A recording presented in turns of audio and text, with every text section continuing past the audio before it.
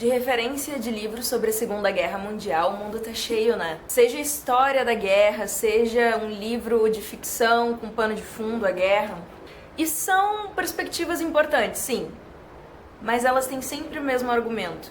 A guerra é feita por homens. E isso não é verdade.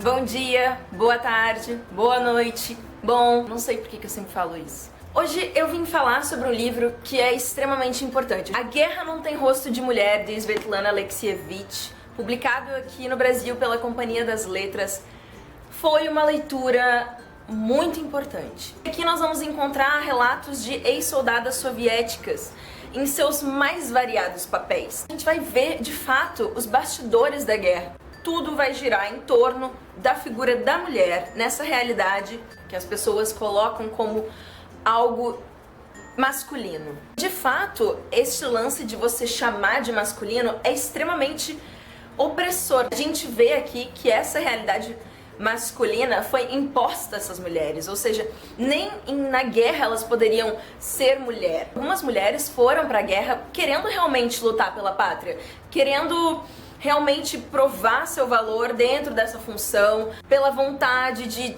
ser vitoriosa. Algumas, inclusive, despertavam o desejo de ir para a linha de frente, movidas a ódio, movidas à vingança, porque perderam, de repente, a família inteira nesse contexto. E nos relatos a gente vai vendo que ódio era um sentimento seguro para se sentir na guerra, sabe? Porque se você começasse a encarar o outro como um ser humano igual a você, ia ser difícil matar. Os homens não achavam que mulheres seriam capazes de lutar na guerra, eles achavam que elas não seriam úteis. Aqui nós encontramos vários relatos de mulheres que depois vieram a ser franco-atiradoras ou então artilheiras, mas elas relatam que de primeira elas foram completamente menosprezadas. Elas tinham essa vontade, se voluntariavam para ir à guerra, só que os homens tiravam onda com elas. É tanta coisa que é difícil. Afinal, de quem nós encontramos relatos neste livro? Bom, é uma lista gigantesca. Soldadas da infantaria, franco-atiradoras, pilotas, fuzileiras, motoristas, enfermeiras instrutoras, cirurgiãs militares, mensageiras, operadoras de artilharias, batedoras, telefonistas, mecânicas, comandantes de canhão, tanquistas, lavadeiras, cozinheiras, cabeleireiras, padeiras, escrivãs, abastecedoras, telegrafistas e por aí vai. São muitos relatos. A autora deste livro aqui realmente foi atrás de mulheres que de fato estiveram também nos bastidores. Não só aquelas que servem aquelas funções que você mais espera, né? Como as franco-atiradoras, as fuzileiras, que são coisas que geralmente a gente vê retratadas em filmes, em cinema, né?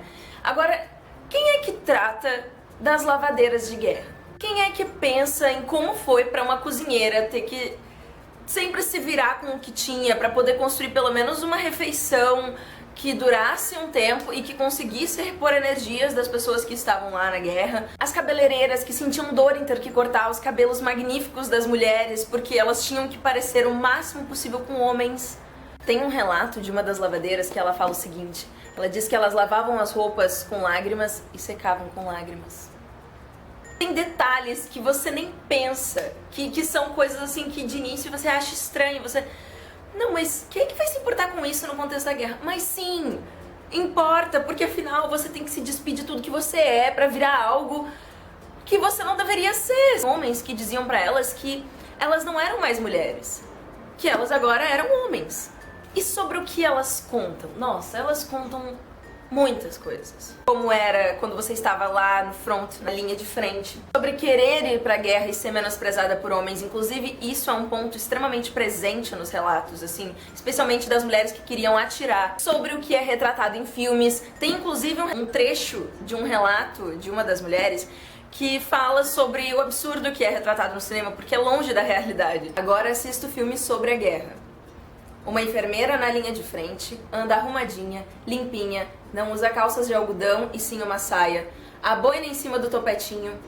Ah, não é verdade. Por acaso íamos conseguir arrastar os feridos se andássemos assim?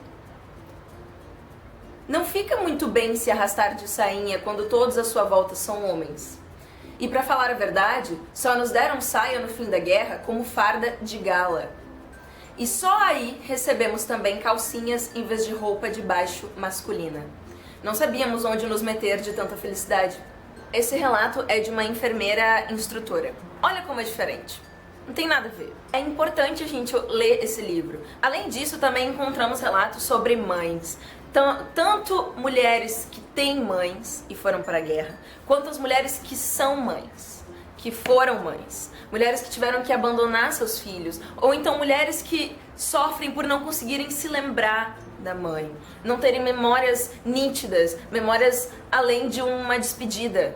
E também de encontrar crianças no cenário da guerra que tinham acabado de perder seus pais. Também encontramos o que as mulheres sentiam em relação às roupas que usavam e às roupas que não usavam. A aparência, o fato de você ter que se desapegar daquilo que você gosta em si, de você não poder usar um brinco, você não poder usar um colar.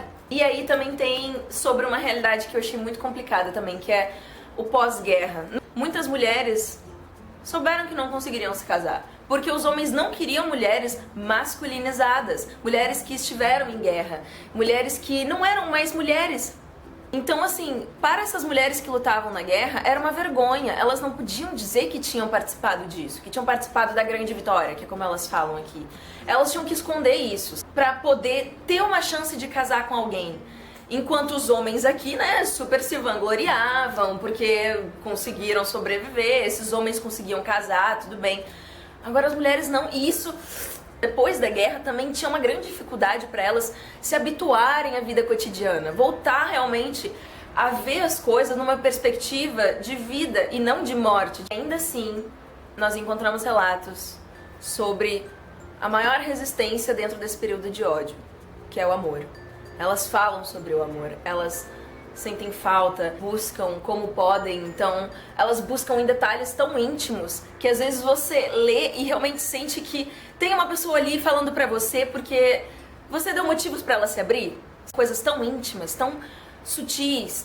O que eu achei dessa experiência? Acho extremamente necessário parar pra ouvir essas pessoas, não só por mim. Foi ainda mais importante pra essas mulheres. Houve grandes períodos de desabafo nos relatos. Sem falar na temática, né? A guerra não tem rosto de mulher, só que, nossa, como a mulher foi importante. A mulher é importante. Eu anotei muita coisa, até gostaria de falar, mas eu acho que é uma experiência pra você ter sozinho. Absorver o que você conseguiu. E tem uma frase aqui, aliás, mais de uma, é a Svetlana falando a sua função neste livro, né? Não estou escrevendo sobre a guerra, mas sobre o ser humano na guerra. Não estou escrevendo a história de uma guerra, mas a história dos sentimentos. Sou uma historiadora da alma. Por um lado, investigo o ser humano concreto, que viveu em um tempo concreto e que participou de acontecimentos concretos. Por outro, preciso distinguir neles o ser humano eterno. Leia! Leia! Então é isso, muito obrigada por assistir até aqui, se inscreve no canal, deixa uma curtida, comenta se você já leu esse livro, se tem algum relato que te tocou mais. Eu tenho vários, então não sei se seria muito legal eu ficar falando aqui, né? E acho que esse livro também ajuda muito a gente a refletir sobre o que ainda perdura nas entrelinhas do mundo atual, né? Porque isso aqui foi lá atrás, mas ainda tem muita semelhança com coisas que acontecem hoje em dia.